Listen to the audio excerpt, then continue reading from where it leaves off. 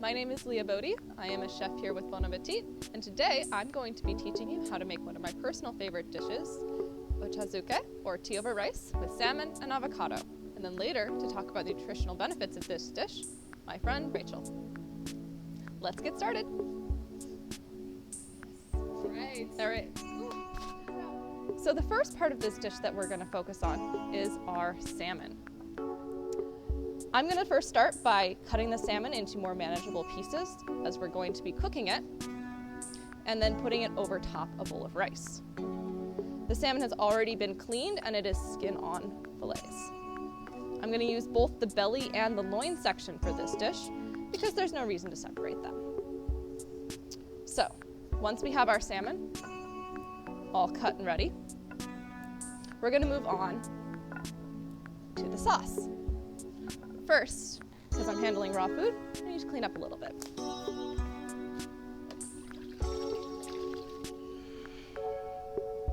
I'm gonna wipe down my board, and then we'll get on to the sauce. So here are our main ingredients for the sauce. A lot of Japanese dishes build on a very simple set of ingredients, but they're combined slightly differently so that they have different flavors. I'm gonna start with brown sugar. You can also use raw sugar or honey, or completely skip this step, but it adds a nice caramelization to the fish. Bonito flakes, which you can also skip if it's a vegan alternative, add kind of a depth of flavor to the fish in general and the sauce. It enhances the umami in them. Mirin, which is a sweet rice vinegar, just kind of adds another layer of both tartness and acidity and another caramelization tactic. And then soy sauce, of course, adds both umami, flavor, salt, and overall deliciousness. So you add all of those into a bowl, and then you mix them, kind of letting the bonito flakes seep in very nicely and flavor the whole sauce. I'm going to be transferring some of this into another bowl to keep it nice and clean, because we're going to use some of this on the raw salmon as it cooks, and then we're going to dress the flaked salmon at the end with a little bit of sauce as well. And I don't want anything to get contaminated, so it's easier just to put it into two bowls.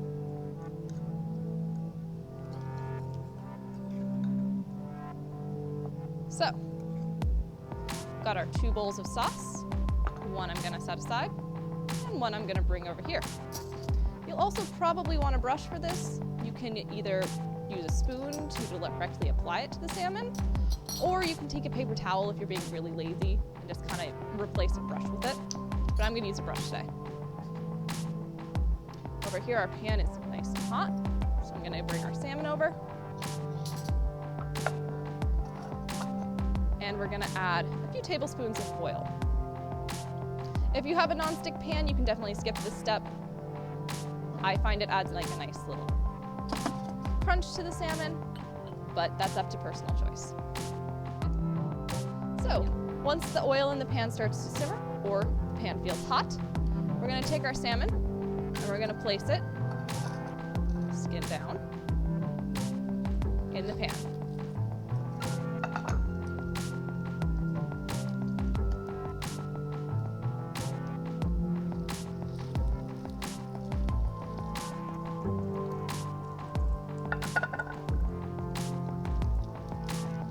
We're going to let it cook.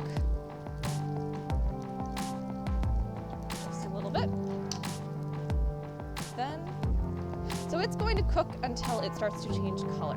This can take anywhere from 3 to 5 minutes, and you'll obviously see. The other way you can check is by waiting until the internal temperature of the salmon reaches 145 degrees. That is the cooked level for any fish. So I'm going to take my brush, I'm going to dip it in this sauce, and I'm just going to brush it on the salmon as it cooks. This is going to enhance the natural flavors in the fish and bring some richness to the dish at the end.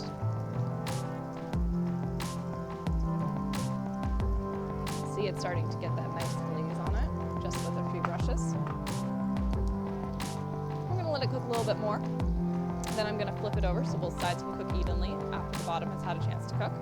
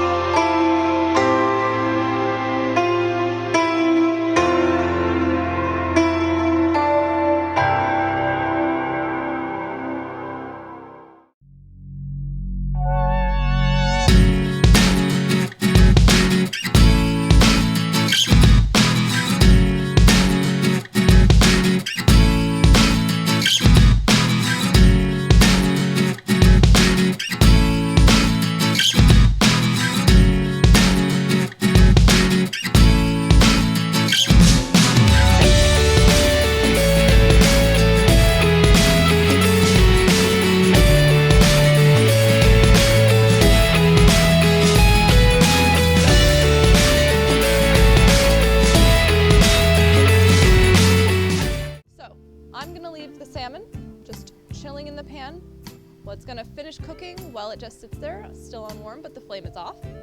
We're gonna move on to the next ingredient of this dish, which is the tea.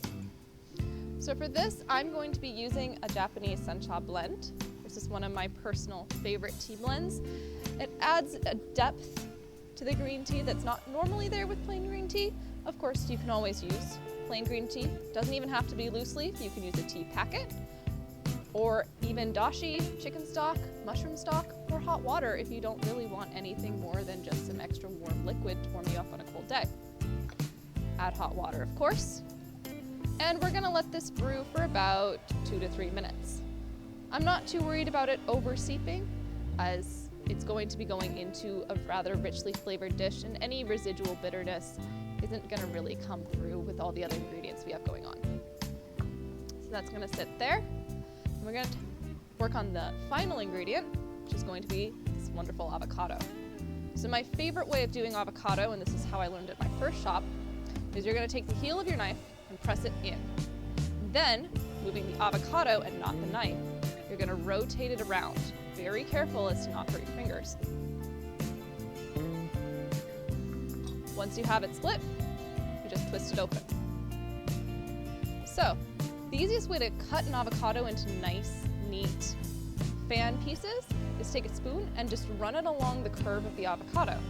And this will just give you a nice, easy slice every single time. Just like that. So easy, and it gets all of it out.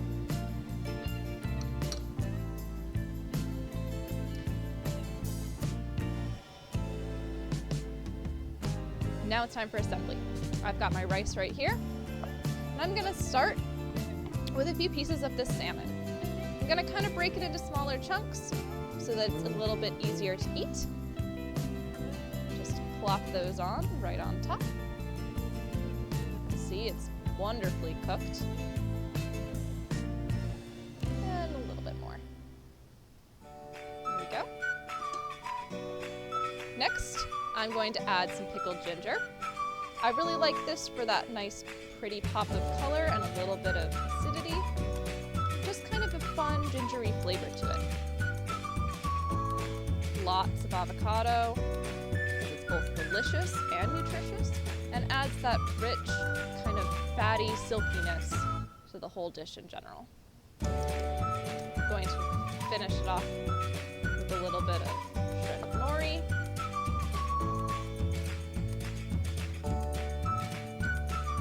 Sprinkling chive. A dash of Furikake. Another thing you can add too is that sauce that we reserved earlier. Just take a spoonful of it and drizzle it all over the salmon, or you can go one step extra and just give a little drizzle over the entire dish. This will seep into the rice underneath it, add a little bit of salt, a little bit of that richness, and tie all of the flavors together. Final step is adding our tea. You can add as much as you want or as little. I like quite a brothy tea over rice, so I will add quite a bit. It's all up to your personal preference. The tea will warm everything up, muddle the flavors, and kind of just add a whole comfort level to this dish that makes it both beloved by everyone. And there you have it. Tea over rice with salmon and avocado.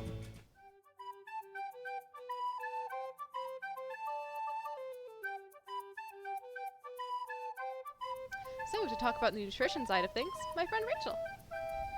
Hi, my name's Rachel. I'm a registered dietitian with EG Wellbeing, and I'm so excited to learn more about this dish. There's so many delicious and healthy components to it.